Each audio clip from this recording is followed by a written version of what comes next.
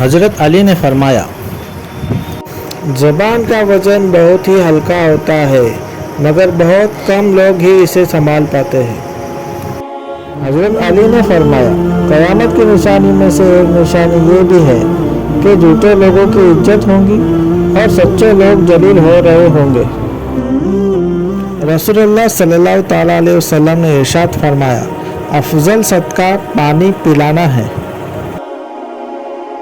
حضرت علی نے فرمایا، تنہائی میں گناہوں سے بچو کیونکہ اس کا گواہ خود اللہ تعالیٰ ہوتا ہے۔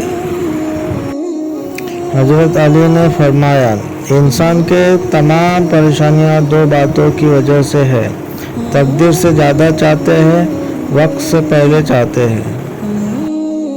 حضرت علی نے فرمایا، دینا شروع کر دو، آنا خود ہی شروع ہو جائے گا، عزت بھی اور رزق بھی۔